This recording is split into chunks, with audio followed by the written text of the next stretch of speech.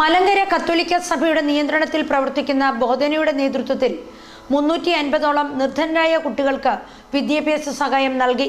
ഇതിന്റെ ഉദ്ഘാടനം archbishop doctor Thomas Mar Kurilos മെത്രാപ്പൊലീത്ത നിർവഹിച്ചു. മലങ്കര കത്തോലിക്ക സഭയുടെ സോഷ്യൽ സർവീസ് സൊസൈറ്റി ബോധനയുടെ നേതൃത്വത്തിൽ ആണ് വിവിധ ജില്ലകളിൽ നിന്നും തിരഞ്ഞെടുക്കപ്പെട്ട 350ഓളം നിർധനരായ കുട്ടികൾക്ക് വിദ്യാഭ്യാസ സഹായം നൽകുന്നത്. ഇതിന്റെ ഉദ്ഘാടനം archbishop doctor Thomas Mar Coorilos നിർവഹിച്ചു.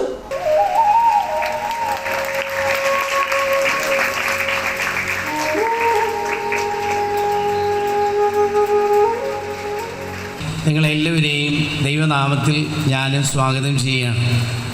നമ്മുടെ അധിപദ്രാസനത്തിൻ്റെ സാമൂഹ്യ ക്ഷേമ പ്രവർത്തനം അത് ഈ ബോധന എന്ന സംഘടനയിലൂടെയാണ് നമ്മൾ നിർവഹിച്ചുകൊണ്ടിരിക്കുന്നത്. അതിരൂപത ആരംഭിച്ചിട്ട് 95 വർഷങ്ങളിലേക്ക് കടക്കുകയാണ്. അപ്പോൾ ഈ വർഷങ്ങളിൽ ദൈവം തന്ന അനുഗ്രഹങ്ങൾ ഇവിടുത്തെ സാധാരണക്കാരായ മനുഷ്യർക്ക് സമലഭ്യമാക്കുവാൻ വിവിധ തലങ്ങളിൽ സഭ പ്രവർത്തിക്കുന്നുണ്ട്. നിങ്ങൾക്കെല്ലാം അറിവുള്ളതുപോലെ പുഷ്പഗിരി മെഡിക്കൽ കോളേജ് ഹോസ്പിറ്റൽ സാധാരണക്കാരുടെ ഒരാശുപത്രി, എല്ലാവർക്കും മെച്ചമായ ചികിത്സ ലഭ്യമാകുന്ന ഒരു വലിയ സ്ഥാപനം. ഇതിനോടകം തന്നെ ഏതാണ്ട് 4000-ലധികം ഡോക്ടേഴ്സിനെ നമ്മളുടെ കോളേജിൽ നിന്ന് പഠിപ്പിച്ച് പുറത്തേക്ക് വിടുവാൻ സാധിച്ചു.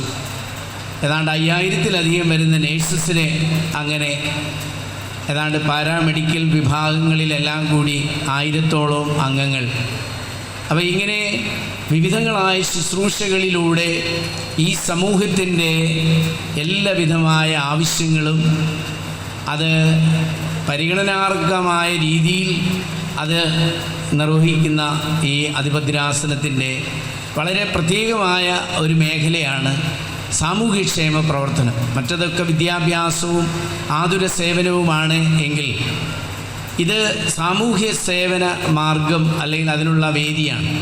ഈ സാമൂഹ്യ സേവനം എന്നതുകൊണ്ട് പലപ്പോഴും മനുഷ്യർ തെറ്റിദ്ധരിക്കുന്നത് സഹായങ്ങൾ കൊടുക്കുന്ന ഒരിടം എന്നാണ്. അങ്ങനെയല്ല, സഹായങ്ങൾ ആവശ്യമാണ്.